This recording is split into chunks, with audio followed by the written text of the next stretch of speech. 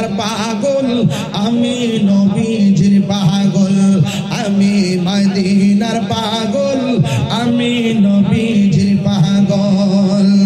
আমার জিকির নবী নবী, তুই চোখে মদিনার ছবি। সুবহানাল্লাহ কয় না রে? আমার জিকির নবী নবী,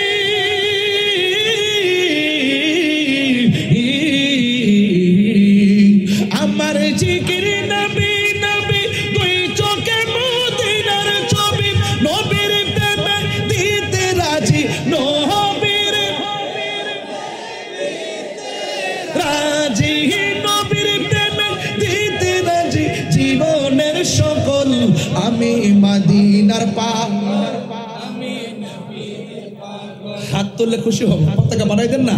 আমি মদিনার পাগল, আমি নবীজির পাগল, মদিনার দুলবালি মোর নয়নের কাজল। আমি মদিনার পাগল, আমি নবীজির পাগল, আমি মদিনার পাগল, আমি নবীজির পাগল। আমার রোগের সকল ওষুধ দয়ালে নবীর সালাম দরুদ। তিনবার করি ইয়া রাসূলুল্লাহ। আমার জিকির আমার কি, আমার রোগের সকল ওষুধ দয়াল নবীর সালাম দরুদ। আমার জিকির আমার রোগের সকল ওষুধ দয়াল নবীর। আর চন্দনেশের মানুষ আমরা সব সময় আল্লাহরে বলবো, আল্লাহ মৃত্যু যখন দিবা পবিত্র অবস্থায় মৃত্যু দিও, মৃত্যু যখন দিবা উযু অবস্থায় মৃত্যু দিও, মৃত্যু যখন দিবা আর কিচ্ছু চাই না, আমার নবীরে দিদার দিয়া দিয়া আমাদেরকে মরণ দিও। ও আমার চন্দনেশের বাবা, মৃত্যুকালে আমরা যার পাগল, আমরা যার দেওয়ানা, আমরা সেই নবীর দিদার চাই কি চাই না? আমরা নবীর দিকে মরতে যাই, কিশোর বয়সে নবীর না পাই, যৌবন কালে নবীর না পাই। ও আল্লাহ, মরণের ঘাটে আমরা রে নবী দেখায়া মরণ দিও, নবী দেখায়া মরণ দিও, নবী দেখায়া মরণ দিও।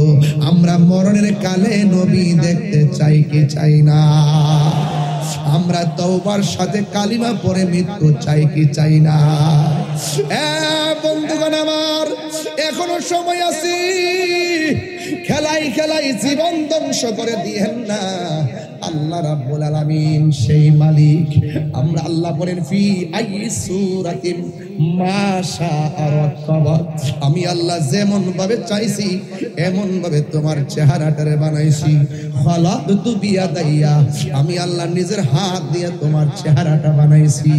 এত মায়ার চেহারা, মুখের ভিতরে একটা জিহ্বা দিয়া দিছে, থুতু দিয়া ভিজা ভিজা। অনেকে থুতু দেখলে ঘৃণা করে, আর এই থুতু নিজের থুতু নিজে বাহিরে ফালাইয়া ভিতরে নেয় না, অথচ এই থুতু জিহ্বার মধ্যে লইয়া সারাদিন খেলামেলা করে।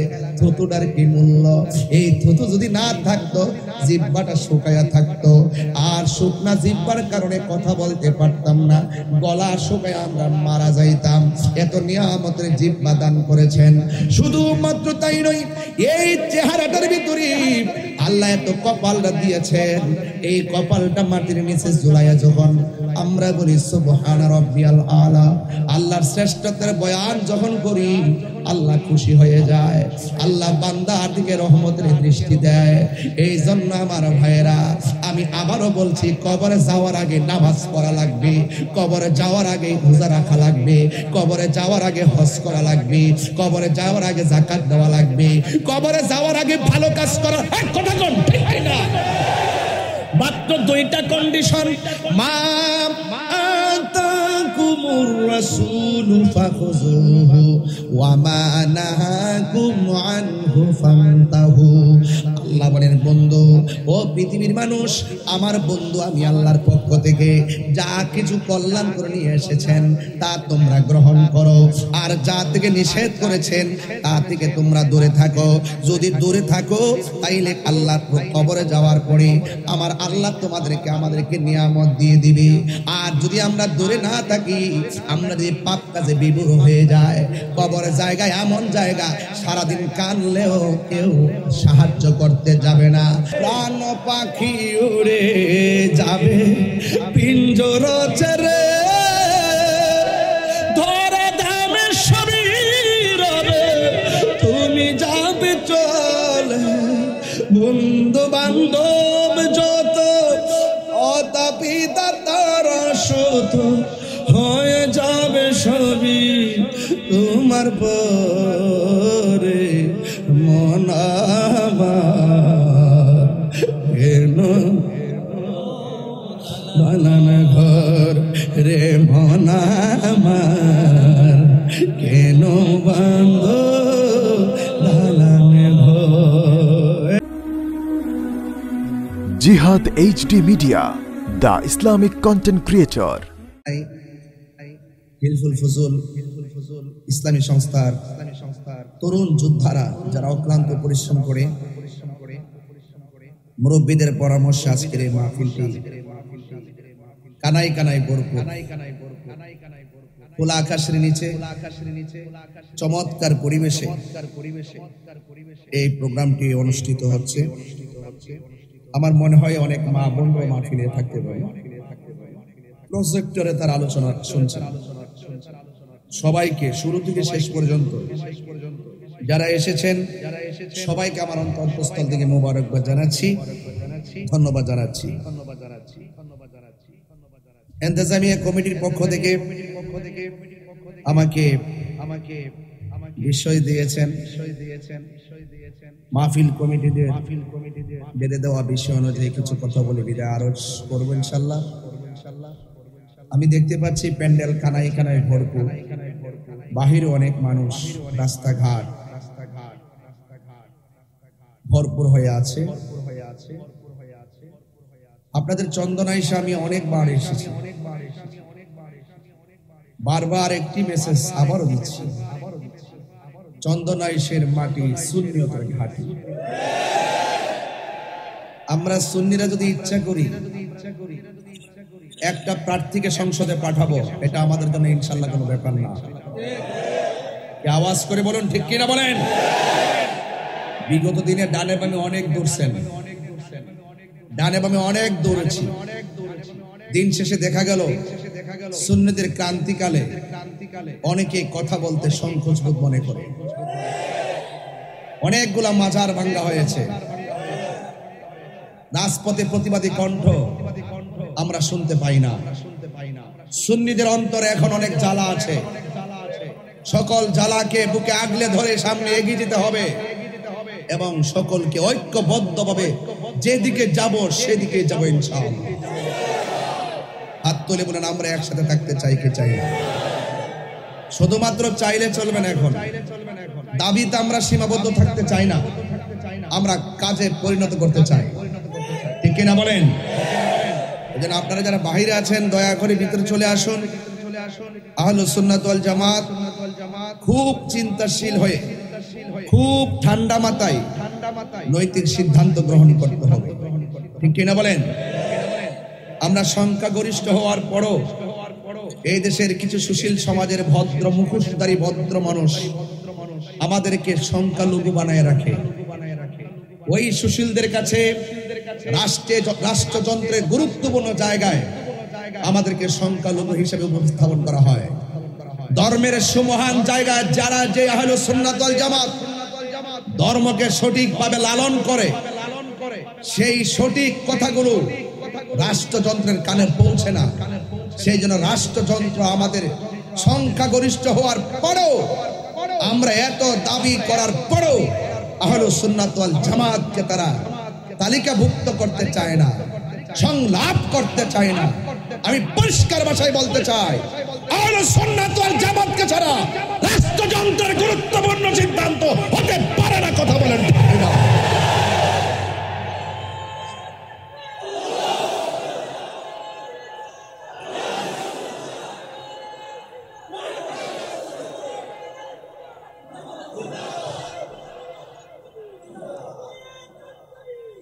আমার ভাইয়েরা, আমি আজকে ফেসবুকে লিখেছি, যৌক্তিক দাবি আদায়ের লড়াইয়ে আমার দেশের মানুষ গড়ার কারিগর শিক্ষকরা থাকবে রাতের অন্ধকারে খোলা আকাশের নিচে শহীদ মিনারের চত্বরে, আর কিছু উপদেষ্টা শিক্ষক হওয়ার পরও এসির ভিতরে ঘুমাবে।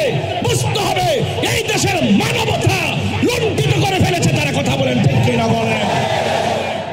শিক্ষক বাঁচলে শিক্ষা বাঁচবে। কথা বলেন ঠিক কিনা বলেন? এই জন্য আপনাদেরকে বলবো, এই দাবিগুলো আমরা সুন্নিরা বরাবর করে আসছি। এই দেশের সার্বভৌমত্ব সুরক্ষায়, ধর্মের সুরক্ষায়, মানবতার তরে আমরা কথা বলে আসছি। আমাদের কথাগুলো রাষ্ট্রযন্ত্রের কানে পৌঁছে না, এবার আমাদেরকে পৌঁছাতে হবে। আমার যুবকরা কি আছেন এখানে? যুবকগুলা কোথায় একটু হাত তুলে দেখাবেন ইনশাআল্লাহ।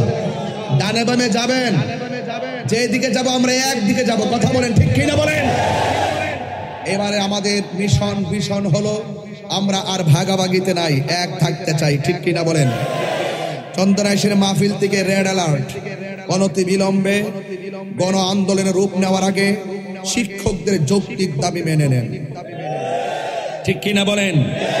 আর না হয় ওই শিক্ষকের ছাত্ররা ক্যাম্পাসে বসে থাকবে না, ওই শিক্ষকের সন্তানেরা ক্যাম্পাসে বসে থাকবে না, ওই শিক্ষকের ছাত্রগুলো ক্যাম্পাসে ভাষায় বসে থাকবে না। ঠিক কিনা বলেন? অনতি বিলম্বে কোনো ট্যাগ দিয়ে শিক্ষকের যৌক্তিক দাবিকে নষ্ট করতে পারবেন না। আবার কিছু কিছু দালাল আছে যারা বলে শিক্ষকদেরকে মাঠে নাকি অন্য কেউ নামাইছে। এইরকম ট্যাগ দিয়ে শিক্ষকদের গায়ে জল কামান ছিটানো যাবে না, এইরকম ট্যাগ দিয়ে শিক্ষকদের হাতে হাত করা লাগানো যাবে না, এইরকম ট্যাগ দিয়ে শিক্ষকদের যৌক্তিক আন্দোলন, যৌক্তিক দাবিকে প্রত্যাখ্যান করা যাবে না। ঠিক কিনা বলেন? আমি আবারও বলছি, আমি তাহিরি মাঠে নামার আগে সাবধান হয়ে যান। যা বলি হৃদয় থেকে বলি, এই দেশের শিক্ষকরা যদি শান্তিতে বাস করতে না পারে, 500 টাকা নাকি দে বাসা ভাড়া, আর বেটা বস্তির মধ্যে তো 500 টাকা দিয়া একবেলার খাবার চলে না। কথা বলা ঠিক না বেডে? এগুলো শিক্ষকদের সঙ্গে তামাশা করা হচ্ছে, কোটি কোটি টাকা ডানে বামে বরাদ্দ করা হচ্ছে। আর এই শিক্ষকরা কেন সেখানে গিয়ে রাত দিন যাপন করবে? ওরা কেন রৌদ্রের পরে আপনাকে দাবি করতে হবে? ওরা কেন রাতের আধারে শহীদ মিনার চত্বরে ঘুমাতে হবে? এটা কি আপনাদের কানে পৌঁছে না? অনতি বিলম্বে পৌঁছান। আর না হয় এদেশের আমরা যারা শিক্ষকদের আদর্শ তুল্য এবং শিক্ষকদের স্নেহধন্য যারা আছি, আমরাও একজন শিক্ষকের সন্তান হিসাবে, শিক্ষকের ভাই হিসাবে নিজে একজন শিক্ষকতা করেছি, সেই শিক্ষক হিসাবে আমরা মাঠে নামতে বাধ্য হব। কথা বলে ঠিক? কারা কারা রাজি আছেন? 2 হাত তুলে দেখা দেবেন ইনশাআল্লাহ। রাজি আছে তো ইনশাআল্লাহ? 1 রেখে দিলাম। 2, আমাদের রাহি ভাই বলছিলেন আমার ইসলামী ব্যাংকের আমাদের অসংখ্য 5000 উপরে কর্মীদেরকে তারা অযথা বিনা কারণে চাকরি থেকে বের করে দেওয়া হয়েছে। ঠিক কিনা বলেন? বড় আফসোস লাগে, বড় দুঃখ লাগে, বড় কষ্ট লাগে। মানুষের বুকে লাথি দেওয়ার আগে একবার নিজের পেটের কথা চিন্তা করেন। ঠিক কিনা বলেন? আজকে আপনি যাকে বের করে দিচ্ছেন, এমনও তো হতে পারে ইন্নাল্লাহা ইউমাহিলু ওয়া লা ইয়ামহুল, ইন্নাল্লাহা ইউমাহিলু ওয়া লা ইয়ামহুল। আল্লাহ ছাড় দেয় কিন্তু ছেড়ে দেয় না। তুমি তাকে বের করে দিবা, অপেক্ষা করো তোমাকে বের করে দেওয়ার জন্য আবার 3টা বাহিনী লেলিয়ে যাবে। কথা বলেন ঠিক কিনা বলেন? কামা তাদিন তুদান, যেমন কর্ম। এই চোখের পানি কিন্তু বৃথা যাবে না। আমি অনেক শিক্ষকদেরকে দেখেছি আজ চোখের পানি ফেলে কান্না করেছে। আমি অনেক ইসলামী ব্যাংকের চাকরিজীবীদেরকে দেখেছি চোখের পানি ফেলে কান্না করেছে, ছোট ছোট পরিবারের বাচ্চা কান্না করেছে, এবং ওই চাকরিজীবীর মা বাপ অসুস্থ, হসপিটালে থেকে কান্না করছে। কথা বলেন ঠিক কিনা বলেন? অনেকজন মারা গেছে, হার্ট অ্যাটাক করে মারা গেছে, স্ট্রোক করে মারা গেছে। আপনি কি মনে করছেন এগুলো? আজকে দেখেন না যে ডাল ধরা হচ্ছে, সেই ডাল ভেঙে পড়ছে। কারণ কি? আজকে বহিষ্কার করছে কারা? দেশ চালাচ্ছে কারা? আমি তো সেটাই এখনো খুঁজ পাচ্ছি না। কাকে চালাচ্ছে? এইভাবে তো কোনো রাষ্ট্র চলতে পারে না। কথা বলেন ঠিক কিনা? আমার মতন ব্যক্তি, আমি যেখানে সম্প্রীতি নিয়ে কথা বলি, সার্বভৌমত্ব সুরক্ষায় কথা বলি, এবং ধর্ম সুরক্ষায় কথা বলি, ধর্মান্ধদের বিরুদ্ধে কথা বলি, মানবতার তরে মাথায় বস্তা নিয়ে গোলা পানিতে নেমে মানুষের ঘরে যাওয়ার চেষ্টা করি, সেই মানুষটাকে অযথা বিনা কারণে আপনারা মামলা দিয়েছেন। আপনারা কারা দিচ্ছে, কারা করাচ্ছে, এগুলো ফাইন্ড আউট করার জন্য তো একটা গ্রুপ লাগবে। এদেরকে তো ধরার জন্য একটা গ্রুপ লাগবে। এদেরকে ধরার জন্য আহলুস সুন্নাত ওয়াল জামাত যথেষ্ট, এই দেশের পীর মাশায়েখ যথেষ্ট। এই জন্য আপনাদেরকে ঐক্যবদ্ধ থাকতে হবে। আমি শুরুতে কথাগুলো না বললে হয়তো পেছনে আপনাদের অনেককে আমি পাবো না। এই জন্য দ্বিতীয় দফা হিসাবে আমি ইসলাম ব্যাংকের চাকরিচ্যুত কর্মচারীদের চাকরি ফিরিয়ে দেওয়ার প্রস্তাব করছি। 3, আমাদের এই দিক দিয়ে আমাদের ওয়াকার ভাই যাচ্ছিলেন, তাকে 3 জন গলার মধ্যে দাও ধরে, ছুরি ধরে, তার ক্যামেরা যা আছে তাকে আহত করে নিয়ে যাওয়া হয়েছে। আজকে কয়টা দিন পার হয়ে গেল, আমরা কি কোনো সন্ধান পেয়েছি? এই সন্ধান পেয়েছি এই রাস্তায় কি এরকম আগে কি এরকম ছিল? তাহলে ওপেন ডাকাতি, ওপেন চুরি, ওপেন ছিনতাই, ওপেন খুন, ওপেন গুম, ওপেন মব ভায়োলেন্স, এগুলো সারা বাংলাদেশের মানুষের নিরাপত্তাকে লুণ্ঠিত করেছে। কথা বলেন ঠিক কিনা বলেন? এই জন্য আমাদের নিরাপত্তা নাই, আমাদের অসংখ্য গাড়ি ঘোড়া ভেঙেছে। এই জন্য এই রাস্তাঘাট আমাদেরকে সুরক্ষা করতে হবে। এই রাস্তাঘাটের চুরি ছিনতাই এবং খুন গুম মব ভায়োলেন্স থেকে যদি সমাজের মানুষকে আপনি যদি শান্তিতে রাখতে চান, তাহলে একটি শান্তিপ্রিয় গোষ্ঠী তৈরি করতে হবে। এই চন্দনেশ্বরে সেই শান্তি প্রতিষ্ঠিত করার একমাত্র ফোর্স এবং সার্চ পার্টি হলো আহলুস সুন্নাত ওয়াল জামাত।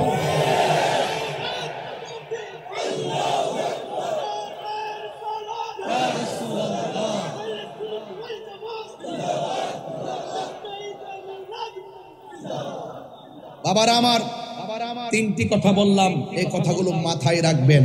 এগুলো সম্প্রীতির ঘটনা, এগুলো খেয়াল রাখবেন। শুধুমাত্র ওয়াজও আসলেন, ওয়াজ থেকে চলে যাওয়ার পর আপনারা আমাদের কথা শুনেন না। ওয়াজ যেইভাবে আসছেন আপনারা হাজার হাজার মানুষ, এই মানুষগুলো যদি একদিন শুধুমাত্র প্রেস ক্লাবের সামনে একটা প্রতিবাদে দাঁড়াতেন, আমরা ইসলামী ব্যাংকের 5500 লোকের চাকরি আমরা দ্বিতীয় দিন ফেরত পাইতাম। আপনারা ওয়াজ আওয়াজ ঠিকই করেন, এই জন্য আপনাদেরকে আর ওয়াজের মধ্যে সীমাবদ্ধ থাকতে চলবে না রে ভাই। আর এইভাবে থাকলে চলবে না তো। আরে 90টা মাজার ভেঙেছে, 2 দিন পর আপনার খানকা ভাঙবে। আর কি এভাবে বসে থাকতে পারবো? এখন সিদ্ধান্ত নিতে হবে। ডাক দিলে পাওয়া যাবে তো ইনশাল্লাহ? আরে পাওয়া যাবে তো ইনশাল্লাহ? আজকে কি টাকা খরচ করে মাহফিলে আসেন নাই? গাড়ি ভাড়া দিয়ে আসেন নাই? আপনাদেরকে মাঠে ডাকলে যেন পাই। এবারের সিদ্ধান্ত ঐক্যবদ্ধ সিদ্ধান্ত নিতে হবে। এবারের সিদ্ধান্তে আহলুস সুন্নাত ওয়াল জামাতের অস্তিত্বের প্রমাণ এই দেশে করতেই হবে। কথা বলেন ঠিক কিনা? আমার ভাইয়েরা, পরিষ্কার আওয়াজ, ধারাবাহিক কথা বলছি। বলুন, আজকের মাহফিলে যারা এসেছেন, আমাদের আসল ঘরের নাম কি? বিল্ডিং না কবর? ওই কবরে যাওয়ার ভয় যার আছে, সে কখনো মানুষ খুন করতে পারে না। ওই কবরে জবাবদিহিতার ভয় যার আছে, সে কখনো ঘুম করতে পারে না। খুন গুম দুর্নীতি আর মানুষ হত্যা মব ভায়োলেন্স, এগুলো আখিরাতকে যারা চিন্তা করে, আখিরাতের জবাবদিহিতার চিন্তা যারা করে, তারা এই সমস্ত নেককারজনক কাজ করার আগে শতভাগ তারা চিন্তা ভাবনা করে। আমার বাবাজিরা, এই মুহূর্তে আমার মৃত্যু হতে পারে কি পারে না? আরো বড় করে পারে কি পারে না? আপনার মৃত্যু হতে পারে কি পারে না? খুব বেশি লম্বা ওয়াজ করব না, তবে এতটুকু বলি, চলে যাওয়ার পরে হিসাব দিতে হবে একজনের দরবার, একজনের কাছে। জবান খুলে বলুন তিনি কে? যারা জবাব দিবে তারা মাখলুক, বলুন যারা জবাব দিবে তারা কি? আর যিনি জবাব নিবেন তিনি খালেক। খালেক এবং মাখলুক কে? মাখলুক যার তন্দ্রা আছে, মাখলুক যার নিদ্রা আছে, আর খালেক তিনি কে? লা তাখুযুহু সিনাতু ওয়ালা নাওম, যার তন্দ্রা নাই, যার নিদ্রা নাই, তিনি হলো আমার রব। জবান খুলে বলুন তিনি কে? সেই মালিক আমাদেরকে কেন পাঠাইছেন? আল্লাহ বলেন আর রহমান, তিনি রহমান। আল্লামাল কুরআন, তিনি শিক্ষা দিয়েছেন কোরআন।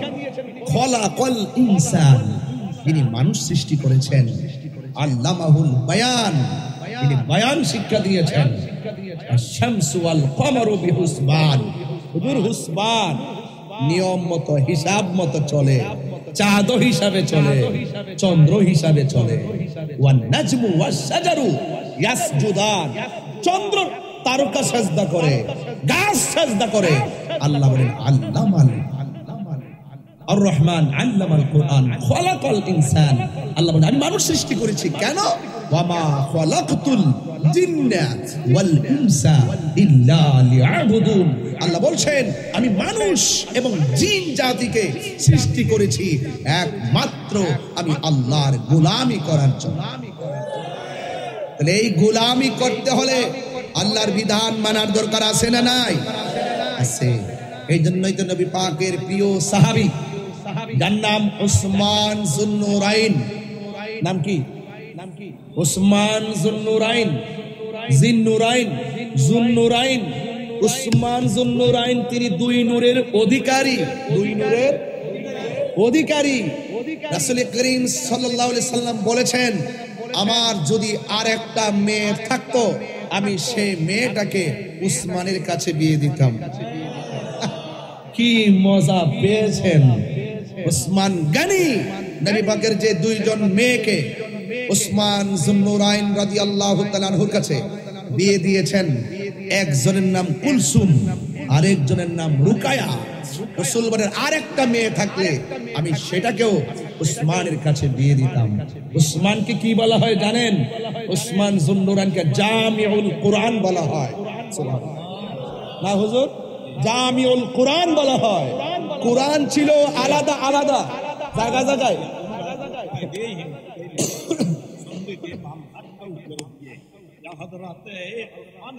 সুবহানাল্লাহ, আল্লাহু আকবার বলেন, আল্লাহু আকবার। আমার যুবক ভাইয়েরা, তাহলে ওই উসমান যুন্নুরাইন তিনি সব সময় কবরের কাছে গেলে কান্না করতেন। কি করতেন? কান্না করতেন। ওনাকে দাড়ি মুবারক গুলো ভিজে যেত, এমন ভাবে কান্না করত। তখন প্রশ্ন করা হলো আপনি সব জায়গায় স্বাভাবিক থাকেন, কবরের পাশে গিয়ে আপনি চোখের পানি ফেলে কান্না করেন কেন? তিনি বলেন রাসূল করিম সাল্লাল্লাহু আলাইহি সাল্লাম বলেছেন কবর হলো আখিরাতের প্রথম মঞ্জিল। কবর হলো আখিরাতের প্রথম মঞ্জিল। আল্লাহর হাবিব বলেছেন এই কবর যারা ভালো হয়ে যাবে, হাসরের ময়দানের প্রত্যেকটা স্টেপ তারা ভালো হয়ে যাবে। এই কবরে যে ধরা খেয়ে যাবে, আখিরাতের প্রত্যেকটা স্টেপে সে ধরা খেয়ে যাবে। এই জন্য নবীর প্রিয় সাহাবী ওই কবর দেখলে তিনি চোখের পানি ফেলে কান্না করতেন। ও আমার যুবক ভাইয়েরা, এই কবরে যাওয়ার আগে আপনাকে আল্লাহ চিনতে হবে। এই কবরে যাওয়ার আগে আপনাকে রাসূল চিনতে হবে। এই কবরে যাওয়ার আগে আপনাকে আল্লাহর বিধান মানতে হবে। আল্লাহ রাব্বুল আলামিন এই পৃথিবীতে আমাদেরকে পাঠিয়েছেন। ও বন্ধু, শুধুমাত্র তাই নয়, আল্লাহ বলছেন বান্দারে আমি আল্লাহ তোরে বড় মায়া কইরা বানাইছি, কিন্তু কোন জায়গায় কখন মৃত্যু হবে আমি আল্লাহ ছাড়া পৃথিবীর কেউ জানে না। ওয়ামা তাদরি নাফসুন বিআইনি আরদিন তামুত। ও বান্দা, তুমি তো জানো না কোন জায়গায় তোমাকে মৃত্যুবরণ করতে হবে, তোমার মরণটা কোন জায়গায় হবে। এখনো তো যখন আমি গাড়ির মধ্যে ছিলাম, বাড়ি থেকে খবর আসছে একজন বাবা আমার মুরিদ, নাম হলো আলফাজউদ্দিন মাস্টার, তার আম্মা দুনিয়া থেকে বিদায় হয়ে গেছে। আরে ভাই, ওনার আম্মা শুনছি 2 দিন আগে হসপিটালে। জিজ্ঞাসা করলাম কোথায় মারা গেছে, আমার আম্মা বাড়িতে মারা গেছে। I thinking about this position, আমি এই সিচুয়েশনটা নিয়ে একটু চিন্তা করলাম। চিন্তাটা হলো এরকম, 2 দিন হসপিটালে ছিল, সেই জায়গার মধ্যে তার মৃত্যু হলো না, বাড়ির মধ্যে নিয়ে আসার পরে তার মৃত্যু হলো। আল্লাহ পাকের কথা ইউনিভার্সাল ট্রুথ, কোনো সন্দেহ নাই। আর মরণ ঘরে লেখা আছে, হসপিটালে তার মরণ হবে না, তার মরণ বিদেশে লেখা আছে। আর মরণ কোনো গাড়িতে হবে না, আর মরণ ছাদ থেকে পড়ে লেখা আছে, কিন্তু তার মরণ পানিতে পড়ে হবে না। জবানটা খুলে বলুন, যেই কোন জায়গায় যার যেইভাবে মরণ লেখা আছে, এই মরণটা নির্ধারণ করে রেখেছেন কে? আরো বড় করে বলুন না কে? এই জন্য বাবারা চলে যেতে হবে, কেউ দুনিয়ার মধ্যে থাকবে না গো। এই জন্য আমার যুবক, আল্লাহ বলেন আমি মানুষকে সৃষ্টি করেছি একমাত্র ইবাদতের জন্য। নামাজের মাধ্যমে যে আল্লাহর ইবাদত হয়, রোজার মাধ্যমে সেই রবের ইবাদত হয়, যাকাতের মাধ্যমে সেই আল্লাহর ইবাদত হয়। ও আমার বন্ধুগণ, এ আমার রাউজানের বাবা, ও আমার পটিয়ার বাবা, সাতকানিয়ার বাবা, চন্দনাশের বাবা, আওয়াজ করে বলুন হেদায়েতের মালিক কে? এই জন্য আল্লাহ বলেন আমি সৃষ্টি করেছি একমাত্র আমি আল্লাহর গোলামি করার জন্য। বান্দারে, তোমরা যদি আমাকে স্মরণ করো, আমি আল্লাহ তোমাদেরকে স্মরণ করব। আমরা আল্লাহকে স্মরণ করি ইবাদতের মাধ্যমে, আমরা আল্লাহকে স্মরণ করি ইবাদতের মাধ্যমে। আর আল্লাহ আমাদেরকে স্মরণ করবেন রহমত এবং আমাদের গুনাহ ক্ষমা করার মাধ্যমে। জোরে বলুন সুবহানাল্লাহ। এই জন্য আমার চন্দনেশ্বর বাবা, এখন জোয়ান কাল, গায়ে শক্তি আছে, এই শক্তি থাকা অবস্থায় আপনাকে ইবাদত করা লাগবে। ও বন্ধু, যৌবন যার যুদ্ধে যাওয়ার সময় তার, আমার নবী আপনার নবী বলেন হাসরের ময়দান যেদিন কায়েম হবে, 7 প্রকারের মানুষকে আমার আল্লাহ আরশের নিচে ছায়া দিবেন। এর মধ্যে এক শ্রেণী হলো যৌবনকালে যার ইবাদত বেশি। এই জন্য মরার আগে যৌবনকালে যা ইবাদত করার ইচ্ছে মতো করেন, কারণ জোয়ানকালে তেলাওয়াত করলে বড় শান্তি লাগে, জোয়ানকালে রুকু দিতে বড় ভালো লাগে, সাজদা করতে বড় ভালো লাগে, 1 মিনিটের জায়গায় 2 মিনিট দাঁড়াইয়া কেরাত করতে বড় ভালো লাগে। কিন্তু বার্ধক্যকালে সেই তারতিবের খেলাফ হয়ে যায়। এই জন্য আমার যুবক ভাইয়েরা, আমি প্রায় মাহফিলে যুবক যুবক বলি, বন্ধু বন্ধু বলি, কেন এত আদবে করে ডাক দেয়, ভালোবাসায় ডাক দেয়, যেন আপনারা মসজিদমুখী হয়ে যান, আপনারা যেন মানবতামুখী হয়ে যান। এই জন্য আমি আপনাদেরকে এত মায়া করে ডাকি। বন্ধুরে, ফজরের নামাজের আযান দেয়, তুমি যখন মোবাইলটা বন্ধ করে ঘুমায়া যাও, তখন আমার নবী মদিনা থেকে অনেক বেজার হয়ে যায়। এই উম্মত, তোমরা যখন আমার রবের ইবাদত করো, আমি নবীকে যখন ভালোবাসো, আমি নবীর কাছে বড় শান্তি লাগে। এই জন্য আপনাকে আমাকে ওই কবর দেশে যাওয়ার আগে অত্যন্ত আদবের সাথে আল্লাহর বিধান মানা লাগবে। ভাইয়ের আমার নবী, আপনার নবী রাহমাতুল লিল আলামিন বলেন, পৃথিবীর মানুষ, তোমরা যদি দিনে এবং রাত্রে 20 বার যদি মরণের কথা খেয়াল করো, ওই দিন যদি তোমাদের মৃত্যু হয়ে যায়, তাইলে মনে রেখো এই মরণটাকে আমার আল্লাহ শহীদের খাতায় লিখে দিবে। আরো মায়ার সুরে বলে না সুবহানাল্লাহ। এই জন্য আমার বাবারা, চন্দনেশ্বর বাবা, কবর বড় ডেঞ্জারাস, এই কবর বড় সাংঘাতিক।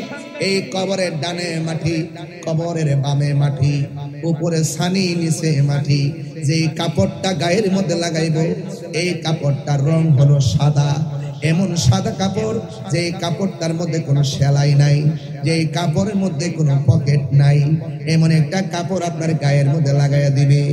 আর এমন একটা ঘরের মধ্যে আপনাকে শোয়া দিবে। এমপি মন্ত্রীর জন্য যে ঘর হবে, রিকশাওয়ালার জন্য সেই ঘরটাই হবে। আপনারা আওয়াজ করে বলুন, এই ঘরটাকে বিল্ডিং না মাটি? আরো বড় করে কোন বিল্ডিং না মাটি?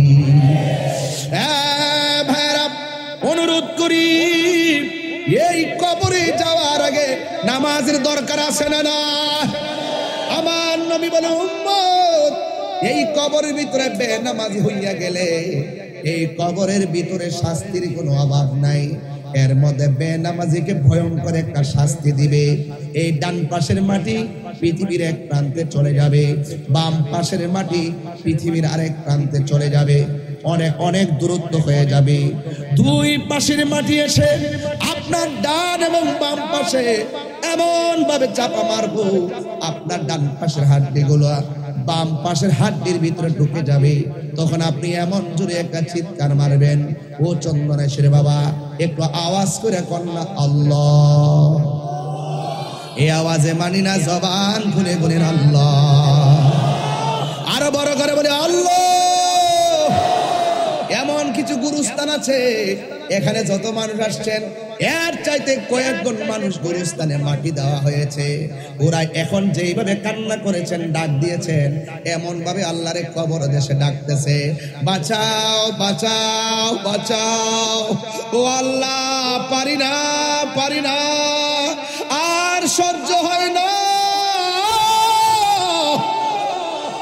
এমন ভাবে তারা কান্না করে,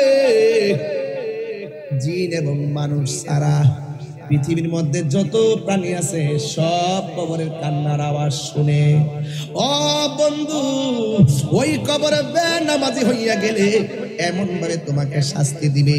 এই জন্য আল্লাহ দুনিয়াতে বড় মায়া করে পাঠাইছি। আল্লাহ কয়, আমি বান্দারে বড় মায়া করে বানাইছি। কাইফা তাকফুরুনা বিল্লাহি ওয়া কুনতুম আমওয়াতান ফাআহইয়াকুম সুম্মা ইউমীতুকুম সুম্মা ইউহয়ীকুম সুম্মা ইলাইহি তুরজাউন।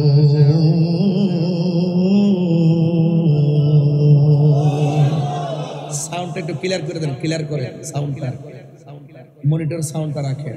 আবার পড়ছি, আপনাদের তেলাওয়াত শোনার পরে আওয়াজটা একটু জোরে করবেন, কারণ তেলাওয়াত শুনলে তো ঈমান বৃদ্ধি পায়, অন্তর তো শান্তি হয়, ঠিক কিনা বলেন?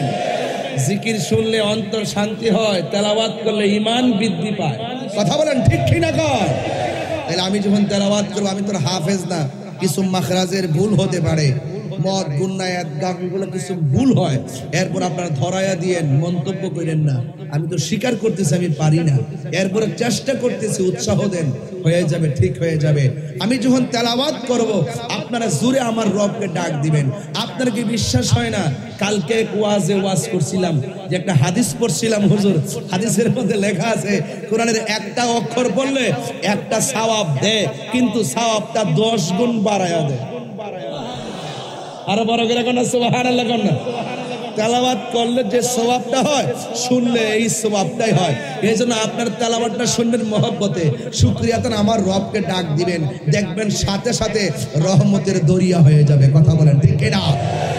কাইফা তাকফুরুনা বিল্লাহি ওয়া কুনতুম আমওয়াতান ফাআহইয়াকুম সুম্মা ইউমীতুকুম সুম্মা ইউহয়ীকুম সুম্মা ইলাইহি তুরজাউন।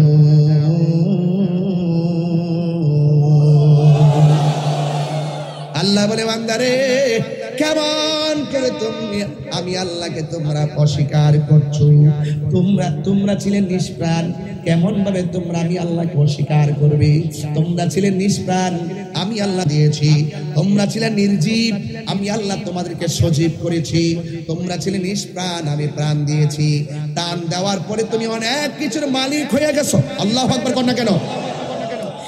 এরপরে আমি আল্লাহ আর একটা থাবা দিয়া দুনিয়ার সব প্রাপ্তির ফলাফল শূন্য বানিয়ে দিব। এই থাবার নাম হলো মৃত্যু। মৃত্যু যখন আসবে তখন তোমার সব দরজা বন্ধ হয়ে যাবে। হ্যাঁ আমার বাবারা, ওই কবরে যাইবেন। আমার নবী, আপনার নবী রাহমাতুল লিল আলামিন বলেছেন, এই কবরে কবর বড় সাংঘাতিক জায়গা। এই জন্য আমার আল্লাহ বলেন, এই কবরে যাওয়ার আগে আমি আল্লাহ তোমাদেরকে যে বানাইলাম, দেখেন আমাদের চন্দনাইশের জমিনে যে কবর দেওয়া হয়, কবর দেওয়ার সময় মাটি দেওয়া হয়, মাটি দেওয়ার সময় একটা আয়াত পড়া হয়। এই আয়াতটা অনেকে পড়তে চান না, ইচ্ছে মতো ডিল ডাল দিয়ে ফালাইয়া যান, তাড়াতাড়ি মাটি দিয়ে চলে যান। আপনি এত ব্যস্ত হয়ে গেলেন। গতকাল একটা জানাজার মাঠে ছিলাম, 2 মিনিট কথা বলার সময় মানুষে বলে উঠলো, তাড়াতাড়ি করে রৌদ্র লাগতেছে, তাড়াতাড়ি করে মানুষের কষ্ট হইতেছে। একটা মানুষের চির বিদায় দিব, আর মানুষ ওই মাঠের মধ্যে গিয়ে অস্থির হয়ে যায়। মসজিদের মধ্যে গেলে কয় তাড়াতাড়ি নামাজটা পড়ান, অস্থির হয়ে যায়। কিন্তু বাজারের মধ্যে বৈশা, দোকানের মধ্যে বৈশা ঘন্টার পর ঘন্টা আড্ডা মারে, ঘড়ির কাঁটার দিকে তাকায় না। এমন কিছু মানুষ সমাজে আছে না না? এই আওয়াজে মানি না, জবান খুলে কোন আছে না নাই? এই জন্য দুনিয়ার মধ্যে সবচেয়ে নিকৃষ্ট জায়গা হলো বাজার। কথা বলেন ঠিক কিনা? সবচেয়ে উৎকৃষ্ট জায়গা হলো আল্লাহর ঘর, মসজিদ।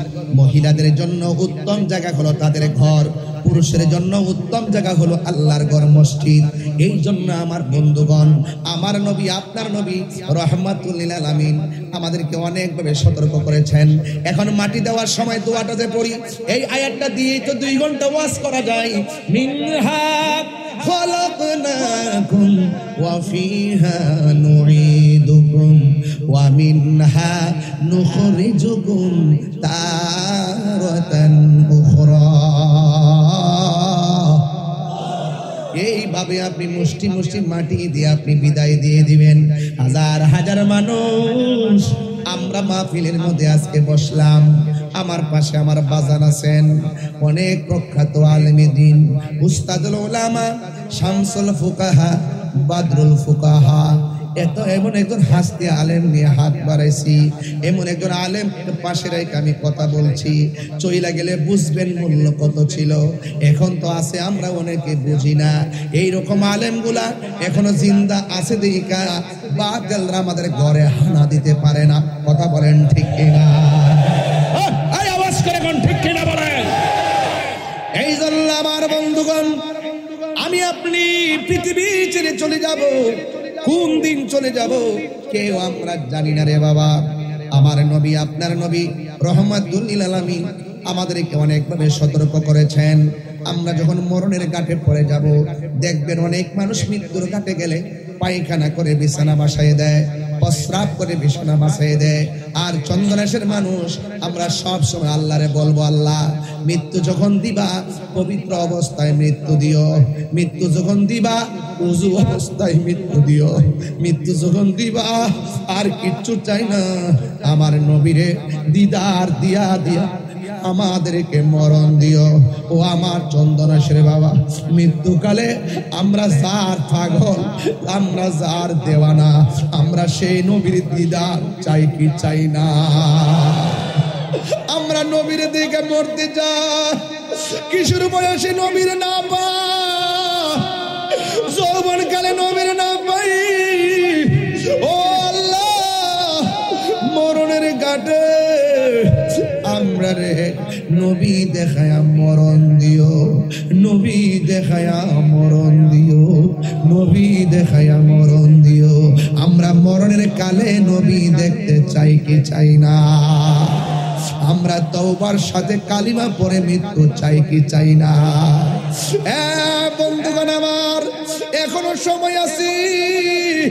খেলাই খেলাই জীবন ধ্বংস করে দিয়েন না। আল্লাহ রাব্বুল আলামিন সেই মালিক। আমরা আল্লাহ বলেন, ফি আইয়ি সূরাতিন মা শাআ রাক্কাবা। আমি আল্লাহ যেমন ভাবে চাইছি এমন ভাবে তোমার চেহারাটারে বানাইছি। খালাকতু বিয়াদাইয়া, আমি আল্লাহ নিজের হাত দিয়ে তোমার চেহারাটা বানাইছি।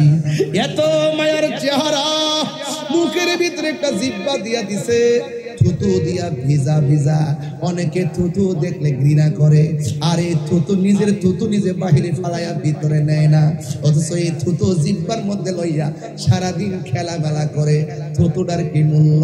এই থুতু যদি না থাকতো, জিহ্বাটা শুকায়া থাকতো, আর শুকনা জিহ্বার কারণে কথা বলতে পারতাম না, গলা শুকায় আমরা মারা যাইতাম। এত নিয়ামতের জিহ্বা দান করেছেন। শুধুমাত্র তাই নয়, এই চেহারাটার ভিতরে আল্লাহ এত কপালটা দিয়েছেন, এই কপালটা মাটির নিচে ঝুলাইয়া যখন আমরা বলি সুবহান রাব্বিয়াল আলা, আল্লাহর শ্রেষ্ঠত্বের বয়ান যখন করি, আল্লাহ খুশি হয়ে যায়, আল্লাহ বান্দার দিকে রহমতের দৃষ্টি দেয়। এই জন্য আমার ভাইয়েরা, আমি আবারও বলছি, কবরে যাওয়ার আগে নামাজ পড়া লাগবে, কবরে যাওয়ার আগে রোজা রাখা লাগবে, কবরে যাওয়ার আগে হজ করা লাগবে, কবরে যাওয়ার আগে যাকাত দেওয়া লাগবে, কবরে যাওয়ার আগে ভালো কাজ করা। কথা কোন ঠিক না? মাত্র দুইটা কন্ডিশন। মা আতাকুমুর রাসূলু ফাখুযুহু ওয়া মা নাহাকুম আনহু ফান্তাহু। আল্লাহ বলেন, বন্ধু, ও পৃথিবীর মানুষ, আমার বন্ধু আমি আল্লাহর পক্ষ থেকে যা কিছু কল্যাণ করে নিয়ে এসেছেন তা তোমরা গ্রহণ করো, আর যা থেকে নিষেধ করেছেন তা থেকে তোমরা দূরে থাকো। যদি দূরে থাকো, তাইলে আল্লাহ কবরে যাওয়ার পরে আমার আল্লাহ তোমাদেরকে আমাদেরকে নিয়ামত দিয়ে দিবে। আর যদি আমরা দূরে না থাকি, আমরা যদি পাপ কাজে বিভোর হয়ে যায়, কবরের জায়গায় এমন জায়গা, সারাদিন কানলেও কেউ সাহায্য করতে যাবে না। আরে ভাই, পাশে আজকে দেখলাম চট্টগ্রামে পিজের না কোন জায়গায় আগুন লাগছে, কোন জায়গা দেখলাম আগুন লাগছে। ফায়ার সার্ভিস আগুন নিভাইবার জন্য অনেক চেষ্টা করতেছে, কিন্তু 20 তলা বিল্ডিং একের পরে এক, সব তালাগুলো নিয়ন্ত্রণের বাহিরে চলে গেছে, আগুন নিভাইতে পারে না।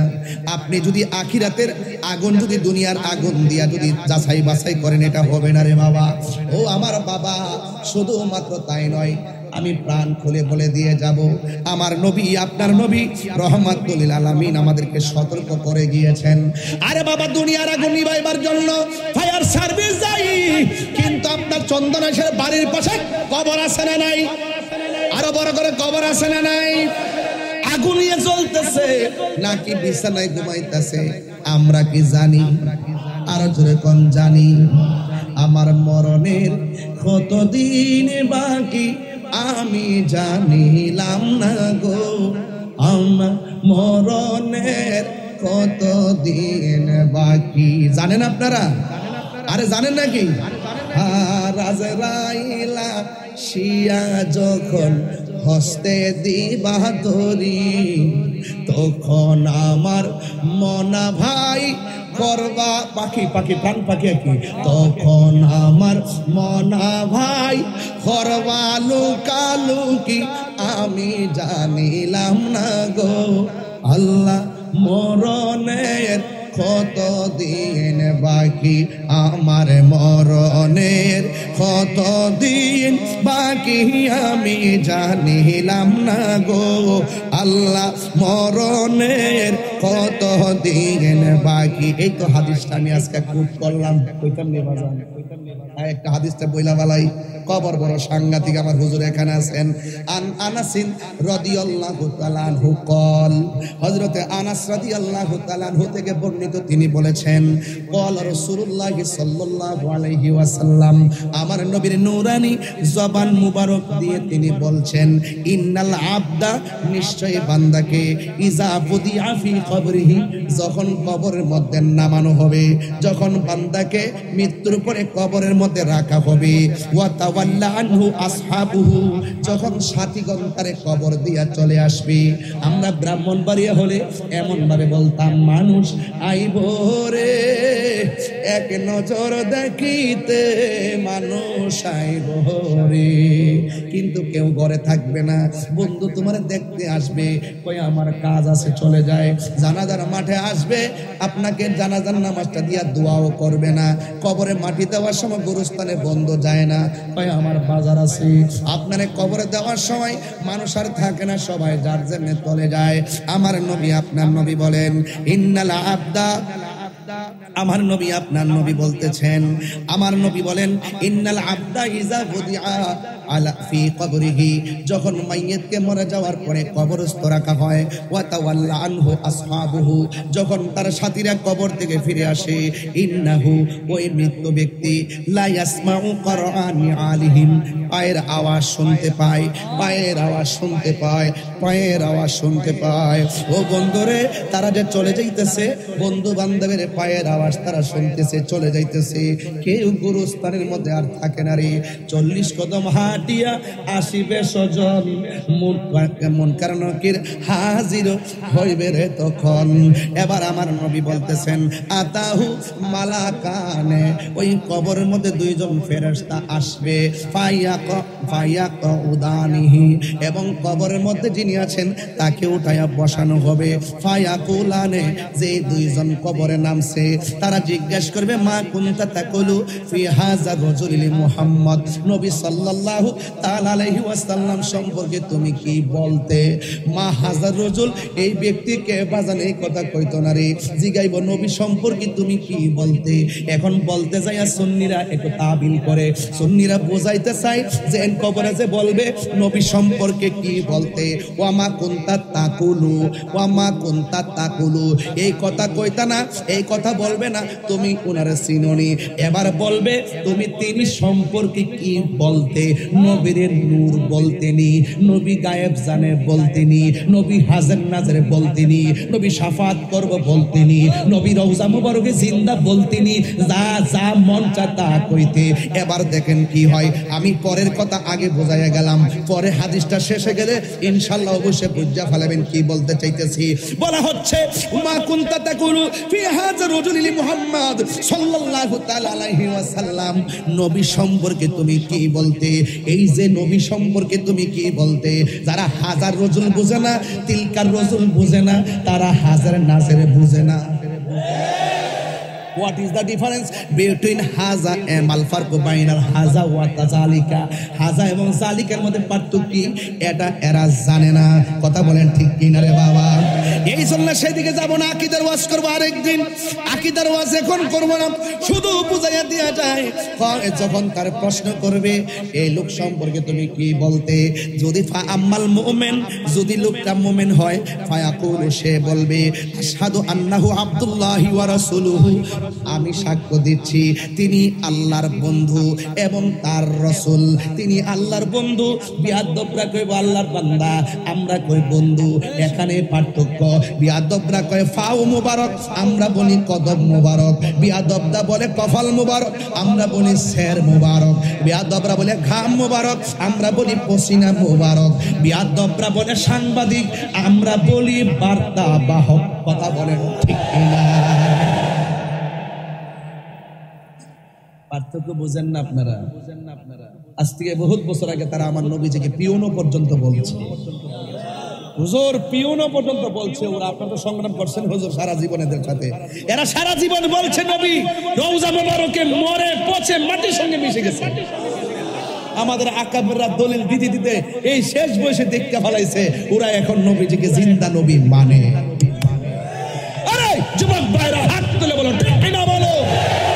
সুন্নিরা কি দালালের জোরে কথা বলে? সুন্নিরা দলিলের জোরে কথা বলে ঠিক কি না বলেন? এই ওয়াজ আমি বাংলা কইরা গেছি, বাংলা ভাষায় এই ওয়াজগুলো করছি। বাংলা ভাষায় বলার পরে আমাকে বলতো ওরা কিচ্ছা কাহিনী কর। আরে বেটা চন্দন এসে যাবি না, শোন আমার ভাষা জাইয়্যিদ মাহের একজন আলেমে দ্বীন উস্তাদুল উলামা আব্দুল ফুকাহা শামসুল উলামা বসা আছে। আমি যে ইবারতের অর্থ তুলতেছি, একটা অর্থ মন করা তুলছি না। কথা বলেন ঠিক না?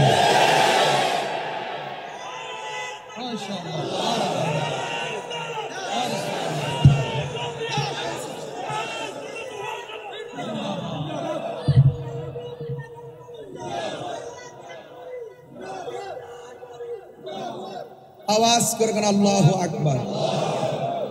একদিন মাটির ভেতরে হবে গো রে মনামা, কেন বন্ধু দালান ঘো রে মনামা, কেন দালান ঘো।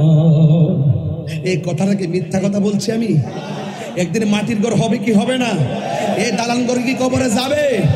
প্রাণ পাখি উড়ে যাবে পিঞ্জর ছেড়ে, ধরা ধামে সবই রবে তুমি যাবে চলে, বন্ধু বান্ধব যত অতা পিতা তারা শত হয়ে যাবে সবই তোমার পরে, মন আমার কেন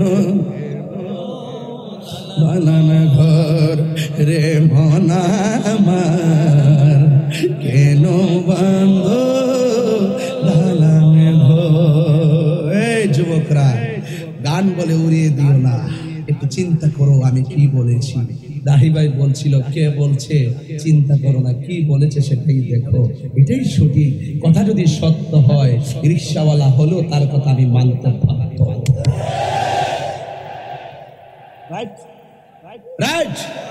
ছোট্ট সন্তানটা ছেলেটাও যদি বলে হক কথা, আমি সেটা মানতে বাধ্য ভাই, আমি এটা মানতে বাধ্য। সবার আগে আমি মানুষ,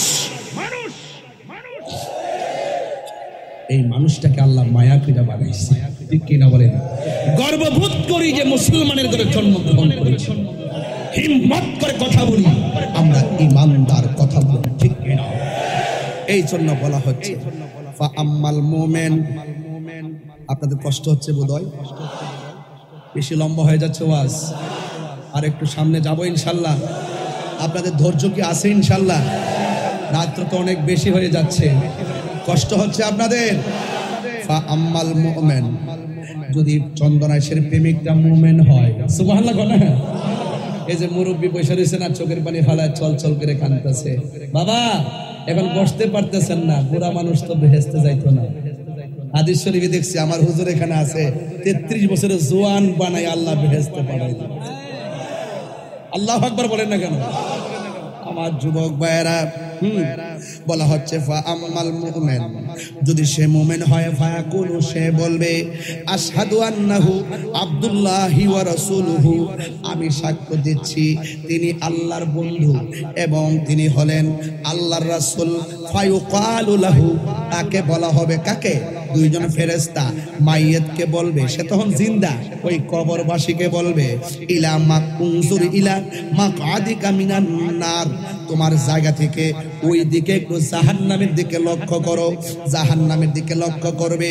এরপরে বলা হলো কদ আবদালাকাল্লাহু বিহি মাকআদাম মিনাল জান্নাহ, এই জায়গাটা জাহান্নাম।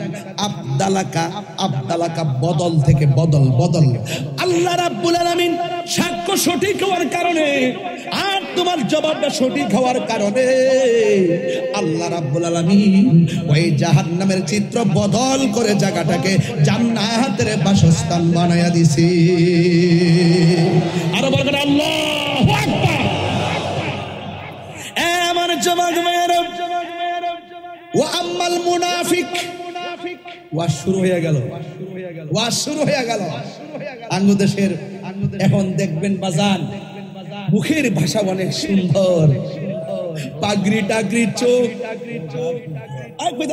বাজান বলতেছি এটার জন্য বাজানে ধরে লাইছে কেসটা, কোন দিকে যাইলাম বলে ধরে ফেলাইছে কেসটা, যে চেহারা বড় সুন্দর, দুয়ারি টুপি অনেক সুন্দর, এবং তাদের নামাজ কালাম দিনের কথার অভাব নেই।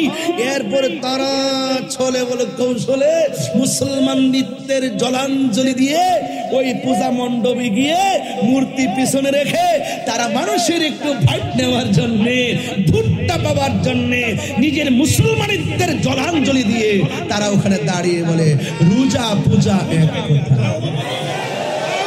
আরে নাউজুবিল্লাহ, জোরে কর না কেন? সাবধান মুসলমান, সাবধান। কয় মুদ্রার এপিট ওপিট বলে, আরে মুসলমান যে মুদ্রা আছে সেই মুদ্রায় এপিটও কেউ থাকবে না, ওপিটও কেউ থাকবে না। কথা বলেন ঠিক না? মুসলমানিত্ব আবার এপিট আর ওপিট কি? মুসলমান একটা ঘর, মুসলমান একটা প্ল্যাটফর্ম, মুসলমান একটা অস্তিত্বের জায়গা, সেই জায়গাকে জলাঞ্জলি দেওয়া যাবে না। আমাদের সুন্নিদের কনসেপ্ট কি?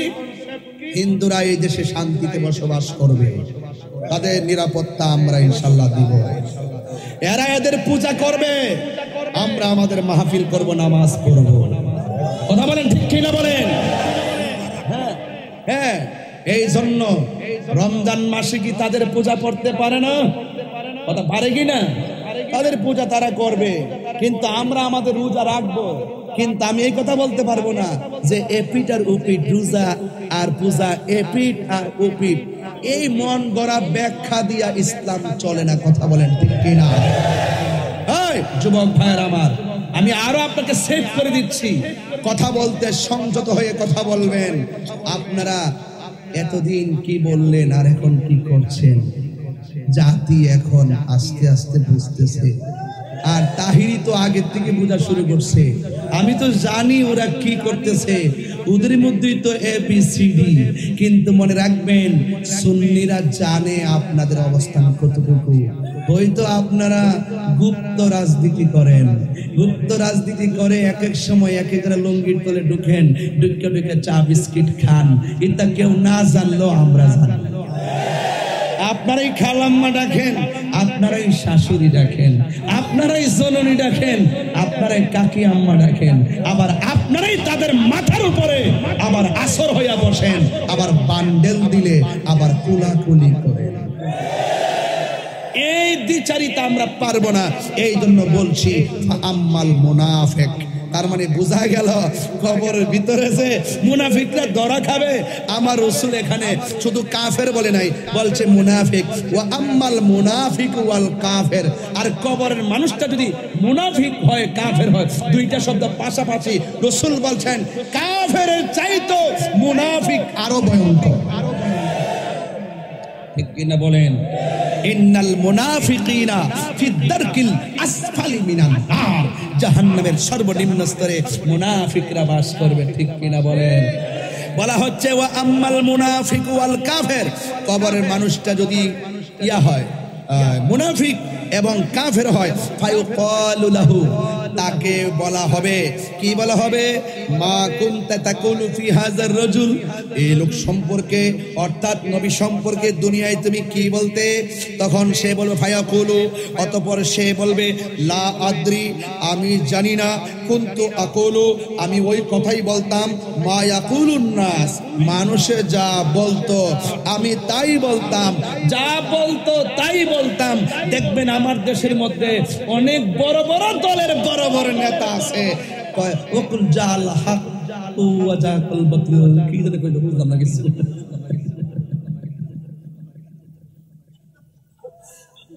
ইসলামী দলের এত বড় নেতা জাল হক ওয়া জাকাল বাতিল, এটাও শুদ্ধ করে পড়তে পারে না। আবার দেখবেন ওয়া শুরু করলে বিসমিল্লাহ, ইনশাআল্লাহ, আলহামদুলিল্লাহর অভাব নাই, কথাবার্তা কইলে বিসমিল্লাহ, আলহামদুলিল্লাহর অভাব নাই। কিন্তু দেখা যায় ইসলামের কথা ঠিকই কয়, কিন্তু সবই ঠিক আছে, ভিতরে গন্ডগোল আছে। কথা বলেন ঠিক না বেঠে? আমি কি বাড়ায় বলতেছি নাকি? আমি দলিলের কথা বলতেছি। কি বলে দেখেন না মুনাফিকরা কি কয়? হুজুর কইছিনি লা আদ্রি, আমি জানি না, কুনতু আকুলু, আমি ওই কথাই বলতাম, মা ইয়াকুলুন নাস, মানুষ যা বলতো, ফায়ুকালু, অতঃপর তাকে বলা হবে লাহু, তাকে বলা হবে লা দারাইতু ওয়ালা তালাইতা, তুমি পড়লে না কেন, তুমি দেখলে না কেন, তুমি জানলে না কেন, তুমি পড়লে না কেন, তুমি পড়লে না কেন, জানলে না কেন, বুঝলে না কেন? তাইলে বোঝা গেল জবাবদিহিতা কবরেও।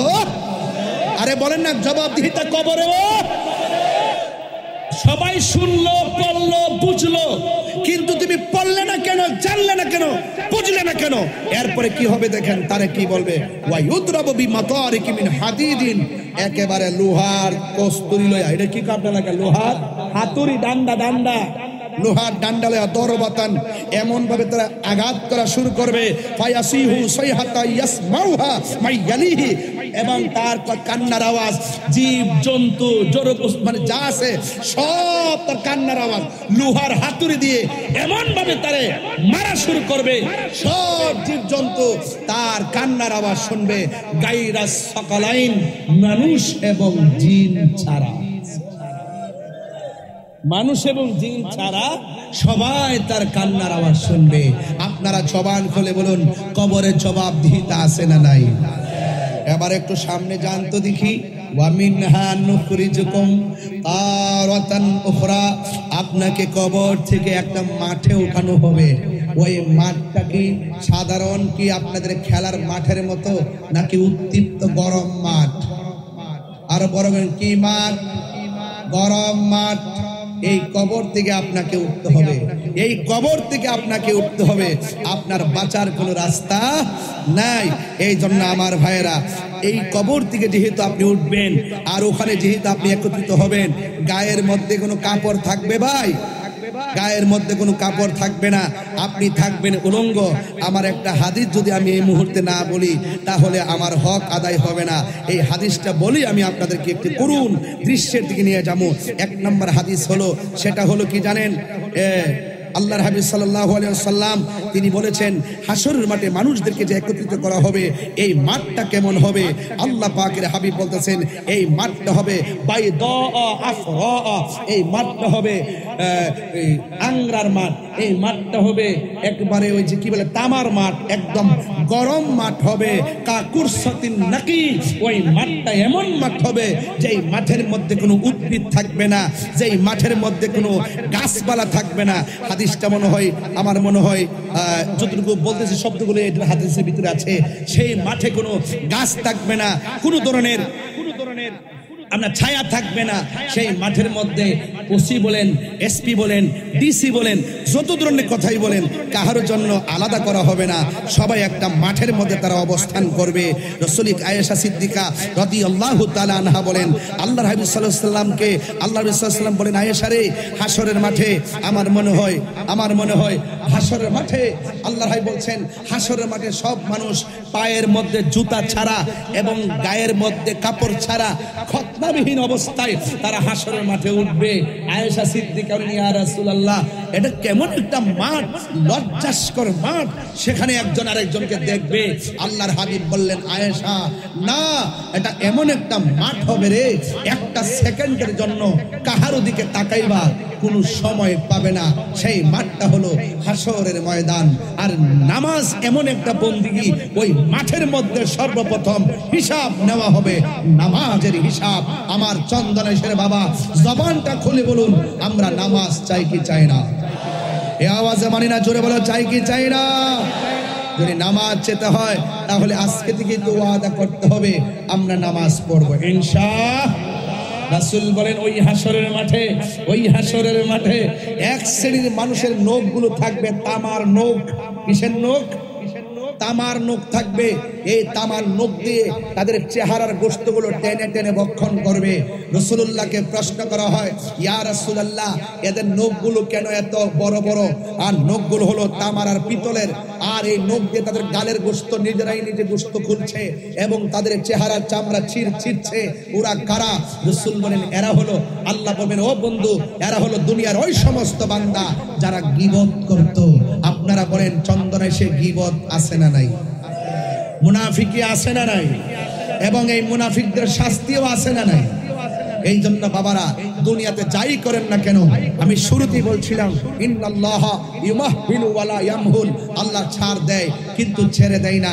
নামাজ পড়ো নাই, দুনিয়ায় ঘুমাইছো, অসুবিধা হয় নাই, ঘুমাইছো, অসুবিধা হয় নাই, ব্যবসা করছো, অসুবিধা হয় নাই, আল্লাহ ছাড় দিয়েছেন। কিন্তু হাসরের মাঠে নামাজের হিসাব না দিয়া এক চুল পরিমাণ এক অগ্রসর হওয়া যাবে না। সেই মাঠটা হলো হাসরের ময়দান। কথা বলেন ঠিক কিনা? আজকে এখানে যারা আসছেন, হাসরের মাঠে আরেকটা ভয়াবহ চিত্র হলো, কিছু কিছু নারীদেরকে, যেহেতু মা বোনরা পর্দার আড়ালে আছেন, কিছু কিছু মা বোনদেরকে আল্লাহ রাব্বুল আলামিন হাসরের মাঠে মাথার চুলগুলো উপরে ঝুলিয়ে পাগুলো নিচে ঝুলাই রাখা হবে। জিজ্ঞেস করা হবে, তারা কারা?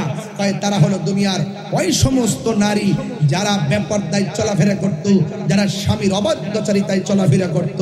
আমার চন্দনেশের মা, বিদায় বেলায় কথা এতটুকুই বলবো, আমরা যতই এই দুনিয়াদারি করি না কেন, আল্লাহর হুকুমের লঙ্ঘন করব না, আল্লাহর বিধানের লঙ্ঘন করব না। কেন? ফামাইয়ামাল মিসকালা যাররাতিন খায়রান ইয়ারা ওয়া মাইয়ামাল মিসকালা যাররাতিন শাররান ইয়ারা। যাররা যাররা পরিমাণ হিসাব নেওয়া হবে হাসরের ময়দানে। কথা বলেন ঠিক কিনা? তাইলে সব জায়গায় দুনিয়া বলি, কবর বলি, মরণ বলি, হাসর বলি, মিজান বলি, পুলসিরাত বলি, সব জায়গায় আমার আমার নবীর সেই ভালোবাসা, নবীর মর্যাদা আছে না নাই? আরো বড় করে আছে না নাই? এই জন্য আমি বলতেই হয়, আমি মদিনার পাগল, আমি নবীজির পাগল, আমি মদিনার পাগল, আমি নবীজির পাগল। মদিনার দুলবালি মোর কাজল, আমি মদিনার পাগল, আমি নবীজির পাগল, আমি মদিনার পাগল, আমি নবীজির পাগল। আমার জিকির নবী নবী, তুই চোখে মদিনার ছবি। সুবহানাল্লাহ কয় না রে? আমার জিকির নবী নবী,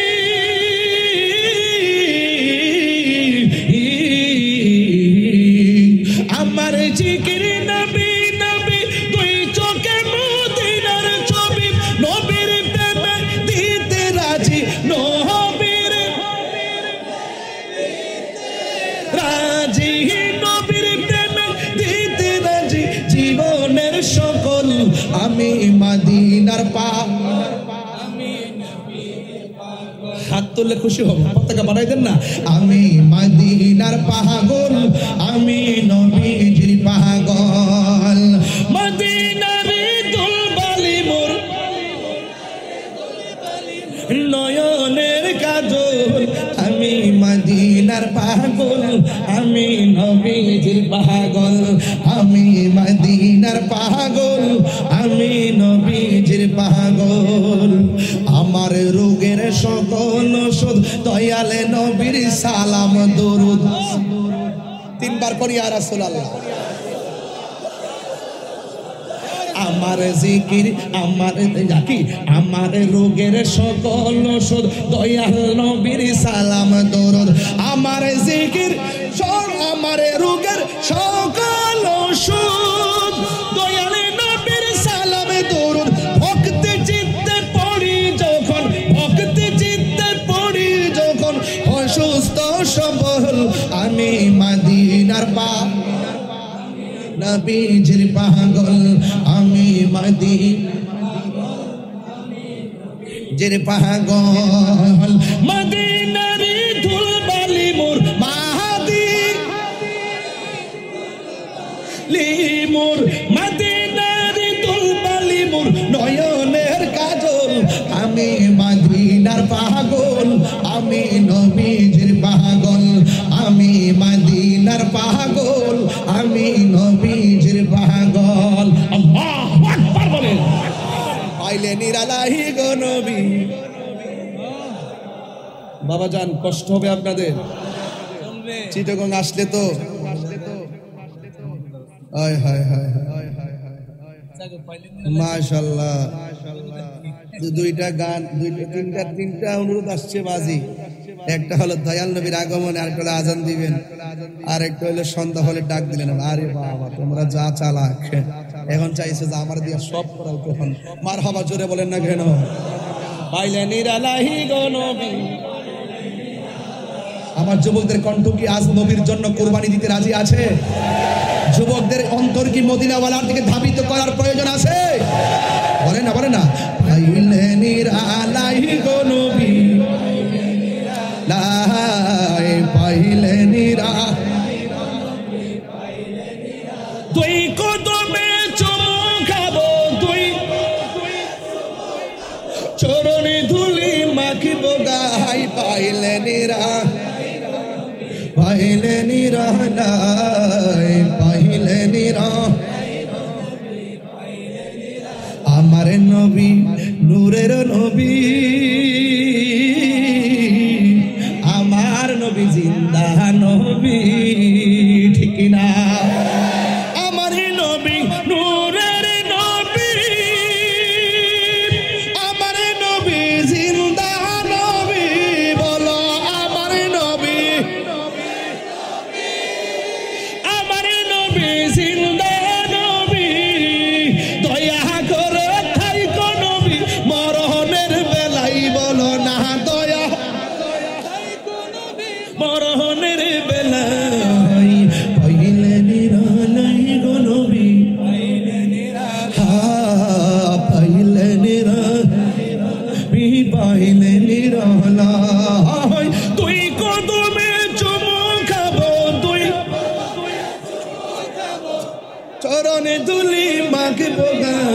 পাইলে নিরালা।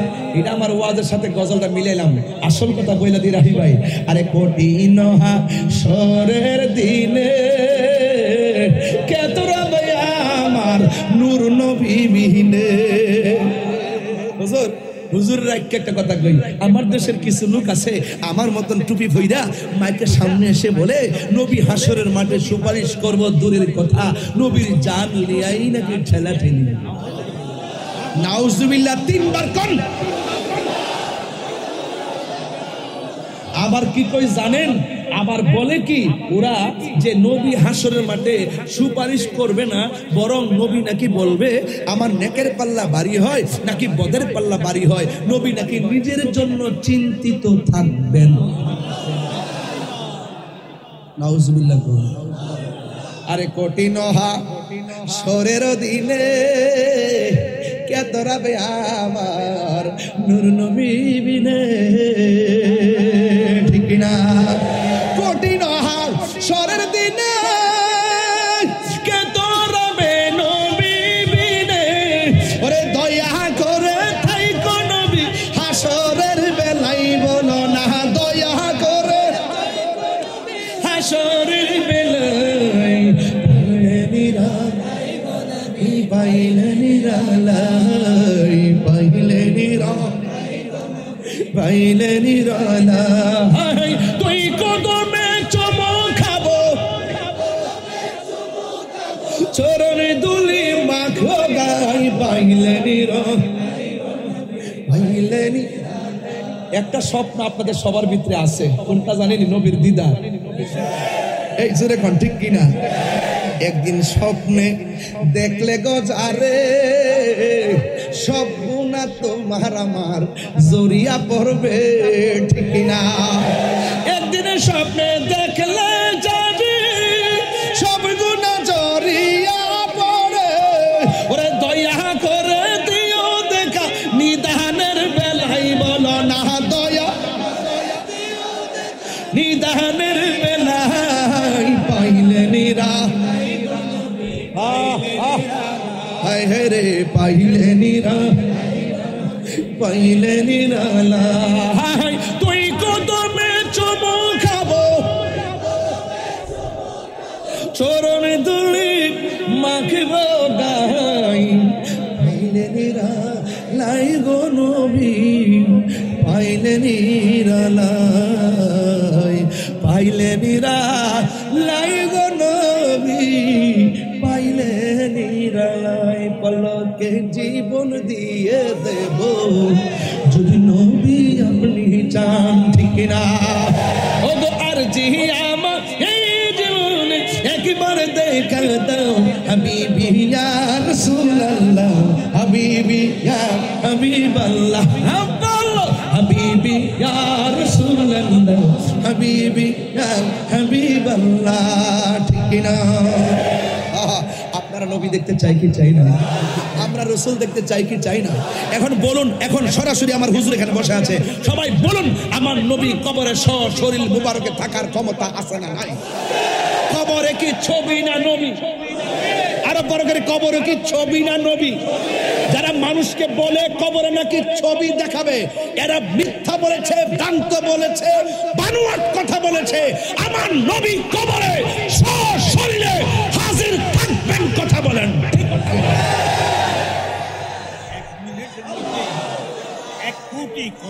থাকার ক্ষমতা একই সাথে।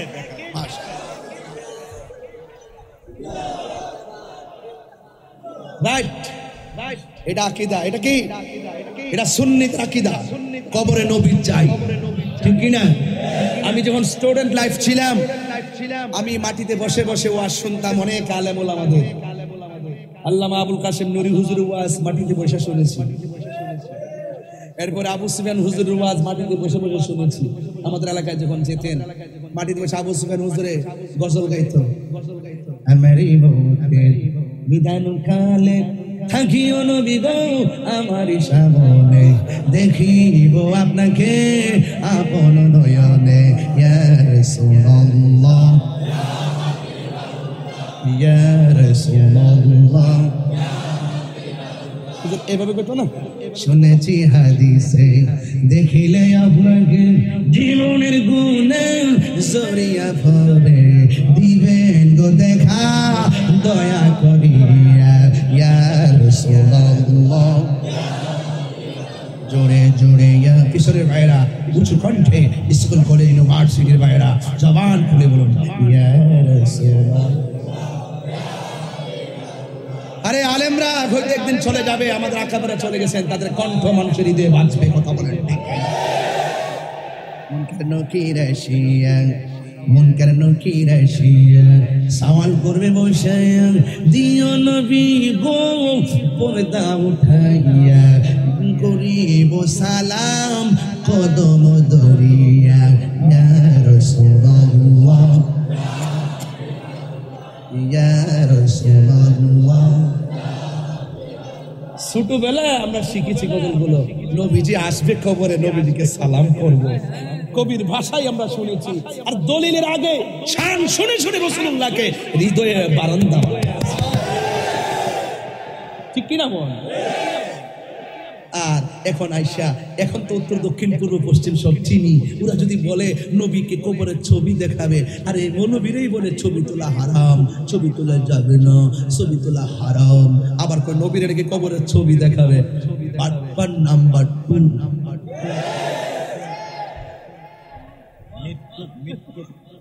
মিথ্যুক কাযাব, ঠিক কিনা বলেন?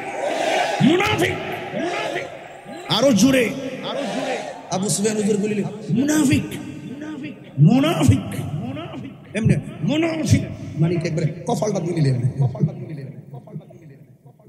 বলুন কবরে কি ছবি না নবী? আমি অনেক কথা বলে ফেলছি আজকে, এত চিল্লায় যে ওয়াজ করবো আমি নিজেও ভাবি নাই। আমি স্টেজ ওঠার পর দেখতেছি যে ওই কেমন লাগে, গলা কেমন লাগে, পরে আদা আর লবণ আনা ইসলাম ঠিকই, কিন্তু আদা লবণ দেখতে দেখতে ওই যে গলার কথা বলে গেছি, রাহিবার দিকে চাইতে চাইতে গজলে কয়েকটা গায়ে লাগছে। আমার যে কইছে গজল গাইছি, এই লোকটা আবার আশেকার ছিল, গাড়িতে বসে গজল গাইলে চোখের পানি ফালায় কান্দে। এই যে রাহি ভাই, আমি যখন গজল গাইতে কান্দে, আরে কি এমন ভাবে ওই কোন গজল গাইছিলাম না মনে আসেনি? গাড়ি জিজ্ঞেছিলাম ওই দিন,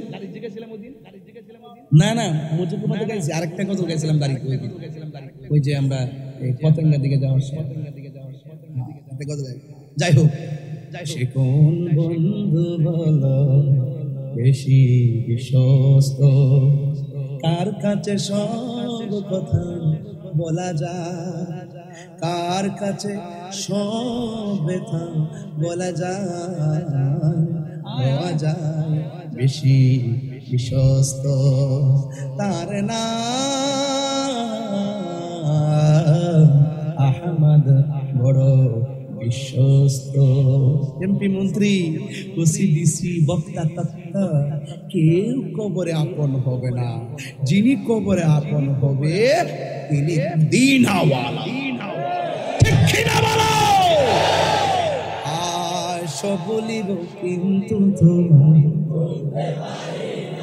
এটা হলো আল্লামা নুরি হুজুরের গান। আরে মোবাইলটা ওই যে আগে তো আমি 1100 টাকার মোবাইল চালাইতাম, রিংটোন দিতাম আর কি, এটা শুনতাম কল দিলে, আর কইতাম বেশি বেশি বেশি বেশি কল দে যাতে এটা শুনতাম পারি মোবাইলে। আমি ধরতাম না, ফোন ধরতাম না, আমার কল দে শুধু হুজুরের গজলটা শুনি, কুল যারা সিরা জাগারে বেড়া। সব বলিব কিন্তু তোমায় ভুলতে পারি না, সোনার মদিনা আমার, সব ভুলিব কিন্তু তোমায় ভুলতে পারি না। বলুন কিন্তু তোমায় ভুলতে পারি না, ভুলিনি ভুলিনি, সব ভুলিব, বলুন সব ভুলিব, আর সে আল্লাহর চেয়ে দামি তুমি হও, খোদার সৃষ্টিতে তুমি শ্রেষ্ঠ ভূমি হও, আর সে আল্লাহর চেয়ে দামি তুমি হও, খোদার সৃষ্টিতে তুমি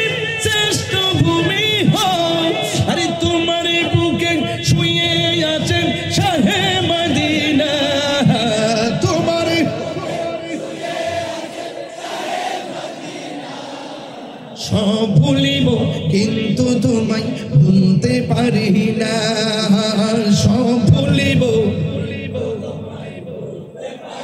জান্নাতের বাগান তোমায় নবী বলেছে, খাকে শেফার অধিকারী তোমায় করেছে। জান্নাতের বাগান তোমায় নবী বলেছে, খাকে শেফার অধিকারী তোমায় করেছে। ওরে তোমার বুকে প্রবাহিত নূরের ঝরনা, তোমার না সব ভুলিব না, বলুন সব বলিব কিন্তু তুমি ভুলিনি, ভুলিনি সব ভুলিব কিন্তু তোমায় ভুলতে পারি না, বলুন সব ভুলিব কিন্তু তোমায় ভুলতে পারি না, ঠিক না? আমরা নবীর শাফাত চাই কি চাই না? রাসূলুল্লাহ সুপারিশ করার ক্ষমতা আছে না নাই? দলিল কি দলিল? قال النبي صلى الله عليه وسلم শাফাআতি লিআহলিল কাবাইর মিন উম্মতি। রাসূল বলেন আমার উম্মতের মধ্যে আমি রাসূলের প্রেমিক কবিরা গুনাহ করে ফেলেছে, ওই কবিরা গুনাহগারদের জন্য আমি রাসূল সুপারিশ করব। নবীর প্রেমিক যদি গুনাহগার হয়, রাসূল বলেন শাফাআতি লিআহলিল কাবাইর মিন উম্মতি, আমার উম্মত যদি গুনাহগার কবিরা গুনাহগারী হয়, তারপর আমি রাসূল তাকে সুপারিশ করব আমাকে মহব্বত করার মহব্বত। বুঝতে পেরেছেন? তাহলে কবরে কি ছবি না নবী? হাসরের মাঠে নবী সুপারিশ করার ক্ষমতা আছে না নাই? যারা বলে নবী সুপারিশ করবে না তাদের দাবি ঠিক আছে, তাদের দাবিও ঠিক আছে। আর নবীর দুশমন যারা, তাদের জন্য সুপারিশ করবে না। যারা নবীর দুশমন তাদের জন্য সুপারিশ করবে না। আমরা নবীর সুপারিশ চাই কি চাই না? নামাজ যে পড়ছেন কবুল হয়েছে কিনা জানেন? রোজা যে রাখছেন কবুল হয়েছে কিনা জানেন? হজ যে করছেন কবুল হয়েছে কিনা জানেন? মাহফিলে যা আসছেন দান করছেন কবুল হয়েছে কিনা জানেন? আখিরি মুনাজাত যে করছেন কবুল হয়েছে কিনা জানেন? নবীজিকে ভালোবাসেন সেটা কি জানেন? নবীজিকে যে ভালোবাসেন সেটা কি জানেন? 10,000 টাকা দিলে নবীকে গালি দিবেন? 50,000, 1 লাখ? আর আঙ্গু দেশে তো বান্ডেল দিলে ডলার খায় কালার পাল্টে। কতক্ষণ ঠিক কিনা? ফতুয়া ঘুরে গেছে এখন, আর ফতুয়া দেয় না হুজুর। এখন যারা ফতুয়া দিতে এরা ফতুয়া দেয় না। এখন কো মিলেমিশে, মিলেমিশে। এতদিন বলছে এক পাশে, এখন বলে মিলেমিশে, এখন এমনি এমনি মিলে গেছে। যাই হোক, সময় বলে দিবে। তবে একটা কথা বলতে চাই, এই দেশটা সবাই মিলেমিশে সম্প্রীতির মাধ্যমে আলোচনা সাপেক্ষে তুমি আমাকে বুঝিয়ে তোমার দলে নিবে, না হয় তুমি বুঝে আমার দলে আসবে। কোথায় বসবা বলো? প্রয়োজনে রাহি ভাইকে সাথে রাখো। আমি কি বেশি বলেছি? রাগ করছেন আমার সাথে? নামাজ দরকার আছে কিনা? গাঞ্জা খাওয়ার দরকার আছে কিনা? ওই গঞ্জি কি ঘটনা কি আপনার? আমি এইমাত্র গাঞ্জার কথা কইছি, আর এইমাত্র আপনি উঠতেছেন, এটা কিন্তু খারাপ লক্ষণ। গত পরশুদিন না কই মাহফিল করছিলাম জাহাঙ্গীর, কুমিল্লা বিবির বাজার, পরশুদিন মাহফিল করছিলাম। পরে জিজ্ঞেস করছিলাম কে কে গাঞ্জা খান, নেশা করেন, হাত তোলেন। একটা ছেলে হাত তুলছে। আমি যে গেলাম যে তুমি হাত তুলছো কি ব্যাপার? ও হুজুর আজকে যে ওয়াজ করছেন, আমি ওয়াজ খাই, ওয়াজ শুন না, ওয়াদা করলাম আমি আর কোনোদিন নেশা করতাম না। আপনারা বলেন, এই সমাজের এই ছেলেটা প্রকাশ্য তার দোষ স্বীকার কইরা মানুষের সামনে যে তওবাটা করলো আল্লাহর কাছে, এই সন্তান নাকি সাধারণ নাকি অসাধারণ? তার জন্য হৃদয় থেকে দোয়া আসে কি আসে না? এখন বলবেন নেশা কি চলবে না বন্ধ হবে? বলেন বন্ধ। আপনারা বলেন নেশা, ইয়াবা, ফেন্সি, গাঞ্জা, সুদ, ঘুষ। ইদানিং তো সুদের ওয়াজ কেউ করেই না। এখন সুদের ওয়াজ আর কেউ করে না। আমার একজনে ফোন দিয়া কো হুজুর এখন আপাতত কয়েকদিন সুদের ওয়াজটা বন্ধ রাখেন। আমি বললাম যে তুমি হইলে মুনাফিক নম্বর 1। সুদ খাওয়া হারাম, সুদ খাওয়া হারাম, এটা কি মোল্লার ফতোয়া না আল্লাহর ফতোয়া? কোন মোল্লার কথা কি আল্লাহর কথা বলা বন্ধ করতে পারবো? কেউ কইলে কি আয়াত একবারে গোপন করতে পারবো? কিছুক্ষণের জন্য অস্বীকার করতে পারবো? কোরআনের বিধানকে এক সেকেন্ডের জন্য অস্বীকার করতে পারবো? তাইলে ও আমাকে যে বলছে, কেন বলছে জানেন? ডাল মে কুছ কালা হ্যায়। ইদানিং দেশে টাকা খায়া দুয়ার ভাষা পাল্টে গেছে গা। হ্যাঁ, এত শিক্ষক পড়ে দিছে ইয়ার সামনে, শহীদ মিনারের সামনে, এগুলো তাদের চোখে পড়ে না। হ্যাঁ, আমি খুব কষ্ট পাই এগুলা। আমার বাবা শিক্ষক ছিলেন, আমার বড় ভাই শিক্ষক, এর বড়টার ছোটটাও শিক্ষক, আরবি প্রভাষক, এবং ইদানিং আমার সবচেয়ে ছোটটা যেটা সেটা নবীআবাদ কামিল মাদ্রাসা প্রভাষক। আর আমি তো 12 সালে হুজুর নিবন্ধন পাশ করছিলাম সহকারী, 13 সালে প্রভাষক, এরপরে চাকরি করছি, 2 বছর বেতনও নিছি। আম্মা বলছে তুমি চাকরি ছাইরা দাও। আমি চাকরি ছাইরা দিয়া আম্মা বলছে যদি চাকরি করো ওয়াজের মধ্যে তোমার কাঙ্ক্ষিত সময়ের ব্যাঘাত ঘটবে, আবার যদি তুমি ওয়াজ করো তোমার ক্লাসের মধ্যে ব্যাঘাত ঘটবে। সুতরাং তুমি দুই দিকে যাইবা না, তবে তুমি একটা কাজ করবা, তুমি ওয়াজটাকে বেছে নাও। আমি তোমাকে বললাম। পরে আমার আম্মার কথা শুনিয়া 2 মাসের বেতন সহকারে মাদ্রাসা দিয়া একটা আলমারি কিনা দিয়া পরে আমি বিদায় লইয়া আয়া বসছি। বহুত কান্নাকাটি করে আমি যে প্রতিষ্ঠানে চাকরি করতাম আর আমাকে উস্তাদ জি ডাকতো। আমি ওখানে গিয়েছি, যাওয়ার পরে ড্রেস দিয়েছি, ওখানে যাওয়ার পরে কদম বুঝি শিখাইছি, সবসে আউলা ওয়া আলা হামারা নবী, এইগুলা জজবা ছাত্রদের হৃদয়ে খুলে দিয়েছিলাম। কেন? আমি কাদরিয়ার ছাত্র ছিলাম। আলহামদুলিল্লাহ। 2005 সালে হুজুর হাদিস শেষ করছি, 7 সালে ফিকহ শেষ করছিলাম। আল্লাহ যেন কবুল করে, আমিন কোন।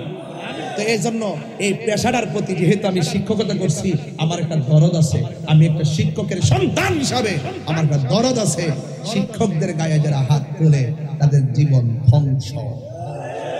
আল্লাহ আমাদের সকলকে বুঝার তৌফিক দান করুন, আমিন কোন। এখন যে আপনারা যে 3টা দাবি করছেন, মাত্র একটা দাবি রাখবো।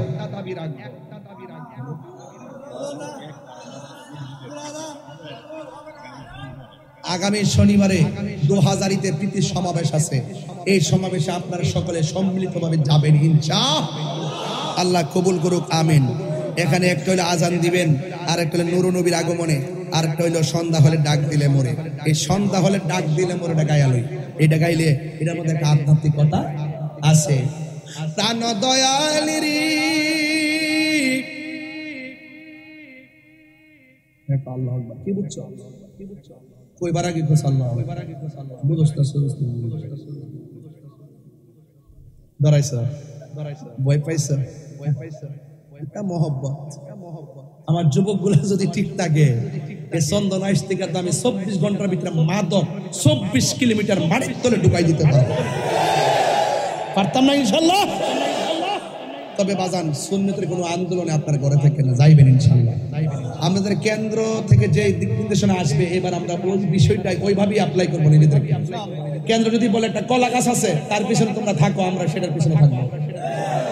সময় মতো আমিও বলবো ইনশাল্লাহ। তাদের হুজুরদের আমার শুধু অর্ডারটা দিলে চলে, আমি ঘোষণা করবো ইনশাল্লাহ। প্রাণ দয়াল রে গৃহস্থেরা দলে দলে হাঁস মুরগি কতই পালে, সন্ধ্যা হলে ডাক দিয়া লয় গড়ে। যার যত পালিত ছিল সকল রে তো ঘরে নিল, আমি একা রইলাম অন্ধকারে। প্রাণ দয়াল রে সন্ধ্যা হইল ডাকে দিলে না মোরে। বেলা যেতেছে গা, ফিরা রাইতো না কোন। সন্ধ্যা হইল ডাক দিলে না মোরে, প্রাণ দয়াল রে সন্ধ্যা হইল ডাকে দিলে না মোরে। প্রাণ দয়াল রে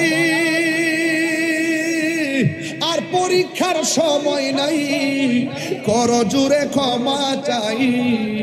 শেষের খেয়া না নিলাই আমারে, আমার দিন কি এমনি যাবে, লোকে তোমায় কি বলিবে। এই দুঃখ রইল আশিকদের অন্তরে। প্রাণ দয়াল রে সন্ধ্যা হইল ডাকে দিলে না